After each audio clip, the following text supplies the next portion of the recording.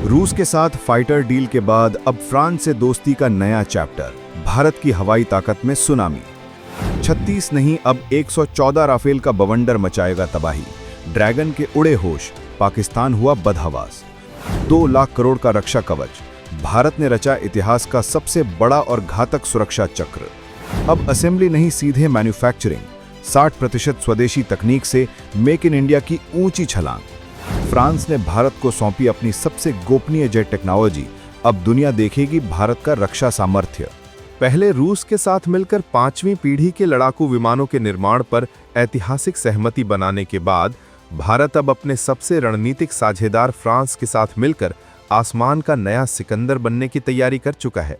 Rafale की विध्वंसक क्षमता का एक छोटा सा नमूना तो ऑपरेशन सिंदूर के दौरान ही चीन और पाकिस्तान जैसे देश देख चुके हैं, जब मुट्ठी भर भारतीय राफेल की गर्जना ने ही उनके अत्याधुनिक एयर डिफेंस सिस्टम की कलई खोल दी थी।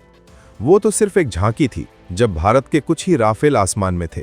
जरा उस मंजर की कल्पना कीजिए जब भारतीय वायुसेना के बेड़े में 36 राफेल नहीं बल्कि 114 नए और पहले से कहीं ज्यादा उन्नत राफेल फाइटर जेट्स का तूफान एक साथ गरजेगा।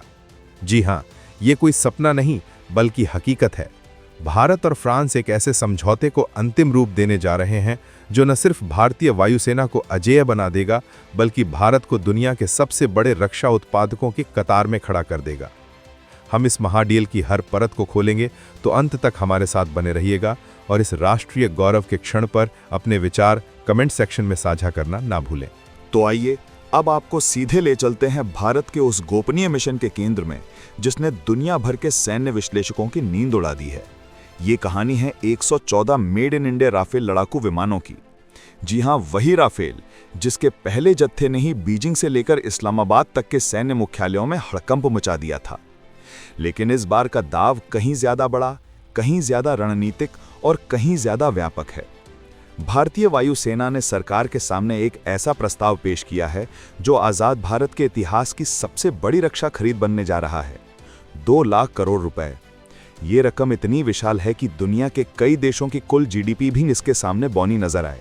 लेकिन ये सौदा सिर्फ आंकड़ों का नहीं बल्कि भारत के बुलंद इरादों और आत्मनिर्भर भविष्य का एक ठोस प्रमाण है।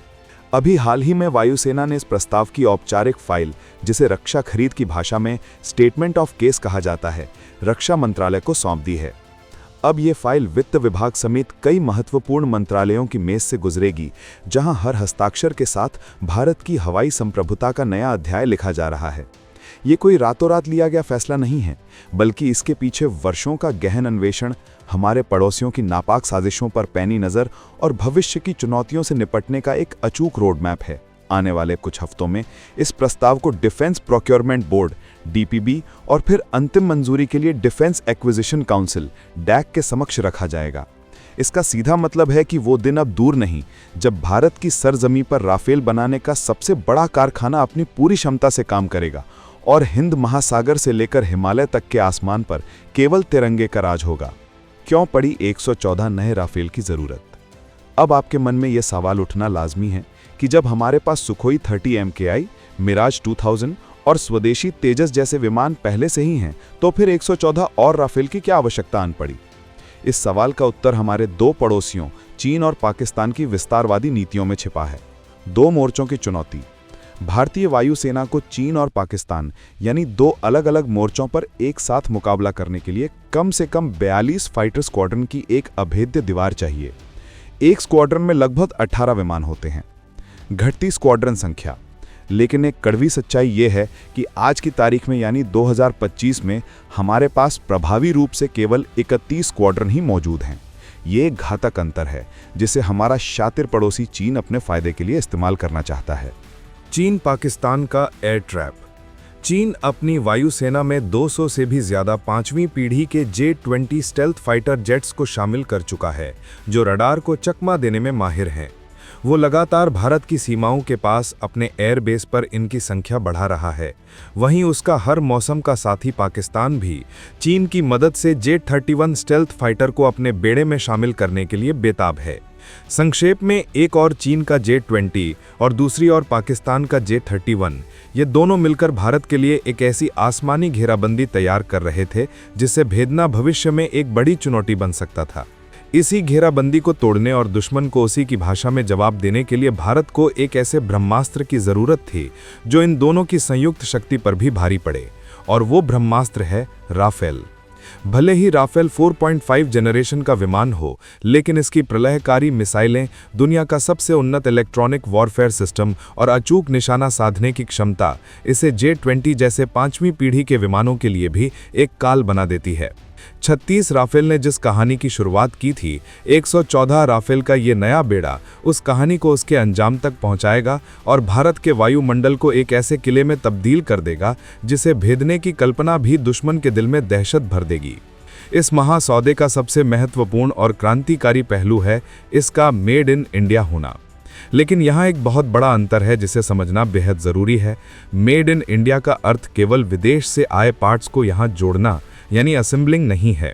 इस बार भारत ने एक ऐसी शर्त रखी है जिसने फ्रांसीसी कंपनी को भी सोचने पर मजबूर कर दिया, और वो शर्त है 60% से अधिक स्वदेशी सामग्री का उपयोग। यही 60% का आंकड़ा इस पूरी डील की आत्मा है। इसका साफ मतलब है कि राफेल बनाने वाली फ्रांसीसी कंपनी डसॉल्ट एविएशन को अपनी सबसे गोपनीय और संरक्षित टेक्नोलॉजी भारत के साथ साझा करनी होगी। इंजन टेक्नोलॉजी का हस्तांतरण। राफेल का शक्तिशाली इंजन अब भारत में बनेगा। रडार और EW सिस्टम। इसका अत्याधुनिक रडार और इलेक्ट्रॉनिक वॉरफेयर स्वीट भी भारतीय कंपनियों द्वारा बनाया जाएगा। Aerospace material. विमान बनाने के लिए इस्तेमाल होने वाला विशेष मिश्र धातु यानी एलॉय भी भारत में ही तैयार होगा। इसके लिए डसॉल्ट को HAL के साथ और भारत की निजी क्षेत्र की कंपनियों के साथ मिलकर एक नया इकोसिस्टम बनाना होगा। कल्पना कीजिए, जब फ्रांस की टॉप सीक्रेट जेट इंजन तकनीक भारतीय इंजीनियरों के हाथ में होगी तो क्या होगा। हम भविष्य में अपने स्वदेशी फाइटर जेट AMCA TDBF के लिए भी विश्व स्तरीय इंजन बना सकेंगे। हमें टेक्नोलॉजी के लिए किसी के आगे झुकना नहीं पड़ेगा। ये डील भारत में हजारों उच्च स्तरीय नौकरियों का सृजन करेगी। ये उन छोटे और मध्यम उद्योगों MSMEs में नई ऊर्जा का संचार करेगी जो लड़ाकू विमानों के लिए कल पुर्जे बनाएंगे। ये सौदा भारत की छवि को एक रक्षा आयातक से बदलकर एक रक्षा निर्यातक के रूप में स्थापित करेगा। जो भारत कल तक हथियार खरीदने के लिए दुनिया के चक्कर लगाता था, वही भारत अब दुनिया को मेड इन इंडिया राफेल बेचने का सामर्थ्य रखेगा। ये प्रधानमंत्री मोदी के मेक इन इंडिया और आत्मनिर्भर भारत के संकल्प को साकार करने वाला अब तक का सबसे साहसिक कदम है। ये सिर्फ एक रक्षा सौदा नहीं, ये भारत की तकनीकी स्वतंत्रता का उद्घोष है। कैसे बदलेगा दुनिया का शक्ति संतुलन? 1 से 14 राफेल का ये सौदा सिर्फ हवा में ही नहीं, बल्कि जमीन पर भी वैश्विक भू राजनीतिक समीकरणों को हमेशा के लिए बदल देगा। इसका सबसे सीधा और कठोर संदेश बीजिंग को मिलेगा। लद्दाख में जो आक्रामकता दिखाने का दुस्साहस चीन ने किया था, अब वो ऐसा करने से पहले 1000 बार सोचेगा। मिसाइलों का महाकवच। राफेल में तैनात मीटियोर मिसाइल 150 किलोमीटर की दूरी से ही दुश्मन के विमान को भनक लगे बिना उसकी कब्र खोद सकती है, जबकि चीन या पाकिस्तान के पास इतनी लंबी दूरी की हवा से हवा में मार करने वाली मिसाइल नहीं है। सर्जिकल स्ट्राइक का ब्रह्मास्त्र। वहीं स्कैल्प क्रूज मिसाइल 500 किलोमीटर से भी अधिक दूरी पर बैठे दुश्मन के कमांड सेंटरों, एयरबेस और बंकरों को धूल में मिला सकती है। जब 150 राफेल यानी 36 पुराने और 114 नए का ये विशाल बेड़ा भारत के अलग अलग कोनों में तैनात होगा, तो चीन और पाकिस्तान का भारत को दो तरफ से घेरने का ख्वाब चकनाचूर हो जाएगा। इसका प्रभाव सिर्फ दुश्मनों पर ही नहीं, बल्कि मित्रों पर भी पड़ेगा। अमेरिका और रूस, जो भारत के पारंपरिक हथियार आपूर्ति करता रहे हैं, उन्हें भी यह स्पष्ट संकेत जाएगा कि भारत अब केवल एक ग्राहक नहीं, बल्कि वैश्विक रक्षा उद्योग में एक मजबूत प्रतियोगी बनकर उभर रहा है। फ्रांस के साथ यह समझौता भारत फ्रांस रणनीतिक साझेदारी को उस बुलंदी पर ले जाएगा जहां से वे मिलकर इंडो पैसिफिक में चीन की दादागिरी को चुनौती देंगे। ये सौदा इस बात का सबूत है कि 2025 का नया भारत किसी के दबाव में नहीं, बल्कि अपनी शर्तों पर दुनिया के साथ कदम से कदम मिलाकर चलता है। यानी दोस्तों, 2 लाख करोड़ रुपए की ये डील भारतीय रक्षा उद्योग में एक ऐसी सुनामी लाने जा रही है जिसकी गूंज आने वाली कई पीढ़ियों तक सुनाई देगी।